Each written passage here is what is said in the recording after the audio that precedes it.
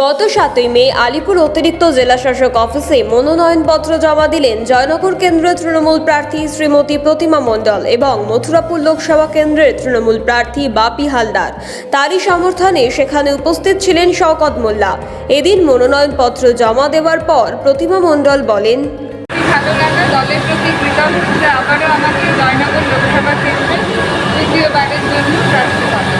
গত দুবার নির্বাচন গেছে, এটা নিয়ে এই তৃতীয়বার কোন ভোটটাকে বেশি চ্যালেঞ্জিং করেছে? ভোট সবসময় চ্যালেঞ্জিং, কিন্তু তৃণমূল কংগ্রেস এতই উন্নয়নের কাজ করেছে যে আমরা জিতবো এ বিষয়ে আমরা নিচ্ছি।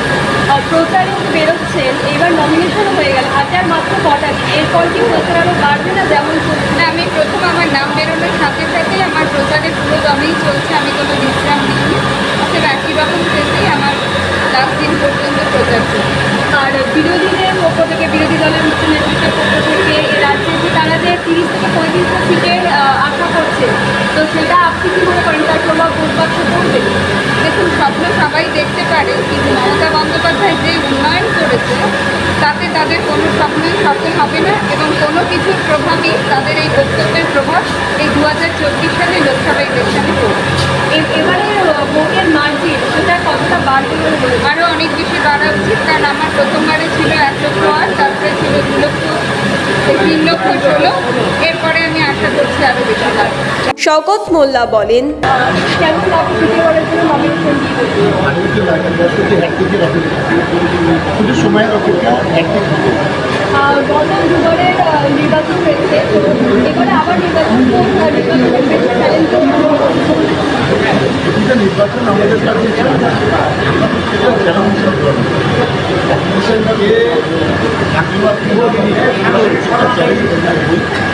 যার ফলে আমরা অনেক এটা বিরোধ করতে পারি। এবারও আমরা গত দুবারে যে লিড পেয়েছি, এবার তার থেকে তো অনেক বেটার করবো, এটা আমরা সহজ একটা প্রশ্ন, এবছরে আপনারা প্রধান প্রতিপক্ষ কাকে ভাবছেন? CPM, BJP? খুঁজে পাচ্ছি না কাউকে প্রধান কাকে ভাববো, কাউকে দেখতে পাচ্ছি না। শুনছি আছে সবাই, কিন্তু মাঠে ময়দানে তো তাদের সাথে একটু দেখতে পাবো, সেই জন্য দেখতেই পাচ্ছি। শওকত মোল্লাকে বারবার আক্রমণ করছে বিরোধী দলনেতা শুভেন্দু অধিকারী, টার্গেট করছে শওকত মোল্লাকে কেন বারবার?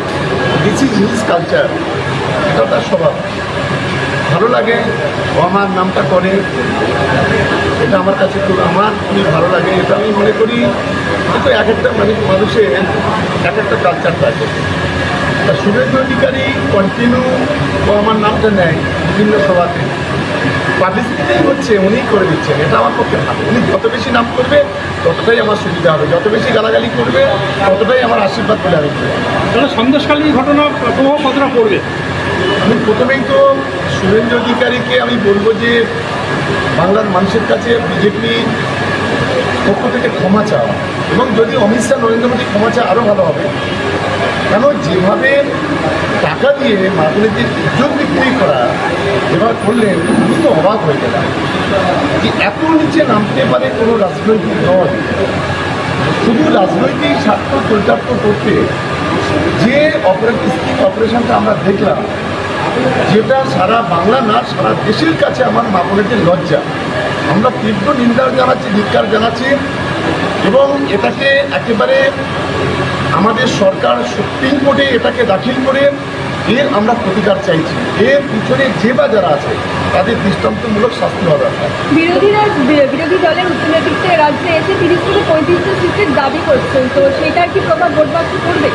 দেখুন, আমরা তো ভুলে যাইনি আজ থেকে 3 বছর আগে যারা আজকে 35-এর আসন কথা বলছিল, কেউ 42-এর আসন কথা বলছে, তারা তো ইস্পাত 200 পার বলেছিল, 77-এর গন্ডি পারাতে পারেনি।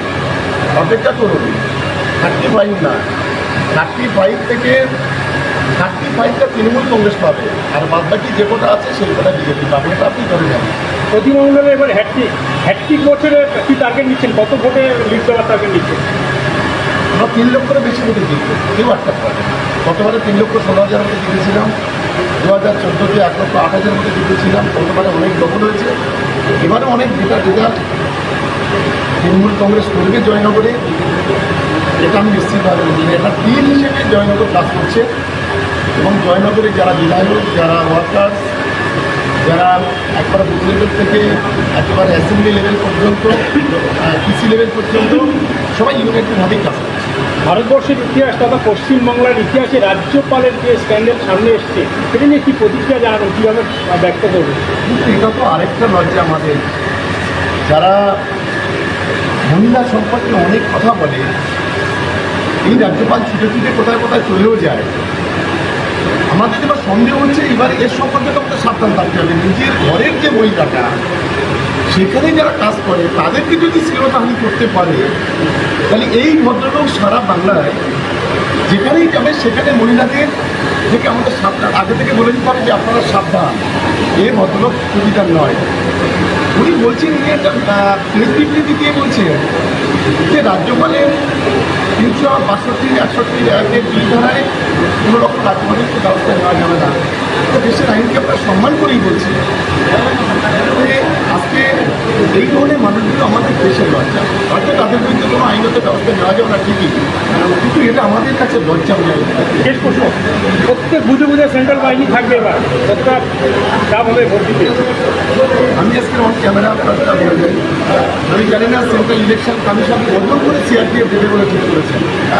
আমি আজকে আপনাদের মাধ্যম থেকে আবেদন করব যে জয়নগর লোকসভা কেন্দ্রে কিংবা দক্ষিণ চব্বিশ পরগনা জেলার যে 4টি লোকসভা আছে, এই 4টি লোকসভা কেন্দ্রে শুধুমাত্র বুথে বা যেখানে আপনার ভোট কেন্দ্রে সেখানে 4 জন করে বা 6 জন করে দিতে হবে।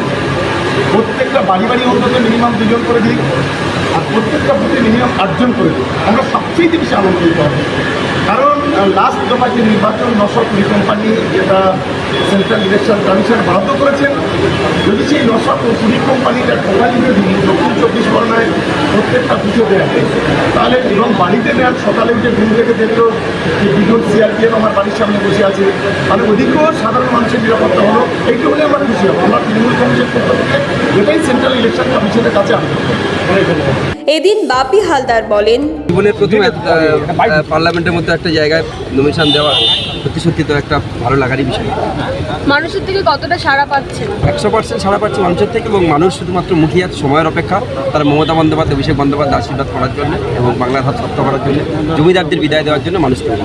আর বিরোধী পক্ষ থেকে বলা হচ্ছে এবারে 30টা বা 35টার বেশি আসন পাবে, তো সেক্ষেত্রে আপনার কি মনে হয় যে তার প্রভাব ভোটে পড়বে? আপনারা 2021 শুনেছিলেন না কি বলেছিলেন? আকলিবার 200 পার কত হলো? আপনার প্রশ্নটা তাদেরকে করুন যে আপনারা বলেছিলেন আকলিবার 200 পার, এখন বলছেন 400, কত হবে? এই প্রশ্নটা তাদের করলে ভালো। সন্দেশখালী ঘটনার প্রভাব ভোটের কি পড়তে পারে বলে মনে হয়? আপনারা গত পরশু দিন দেখেছেন একটা ভিডিও রিলিজ হয়েছে, যেখানে সন্দেশখালী ঘটনা যে এটা ক্রিয়েট করা হয়েছে এবং একটা তৈরি করা হয়েছে, এবং বাংলার মানুষদের, বাংলার মহিলাদের যে মেলাইন করা হয়েছে, বাংলার মহিলাদের যে একটা একেবারে বাংলার মহিলাদের যেভাবে সারা ভারতবর্ষের বুকে ছোট করা হয়েছে, এর জবাব বাংলার মহিলারাই দেবে। আগামী দিন 1 তারিখ মুদ্রাপুরের বুক থেকে দেবে এবং সারা বাংলা জুড়ে হবে, এবং 4 তারিখ সেই ঝড় আপনারা দেখবেন। প্রচারে বেরিয়ে মানুষের কাছে কি বার্তা রাখছে? একেবারে মানুষের আবেগ,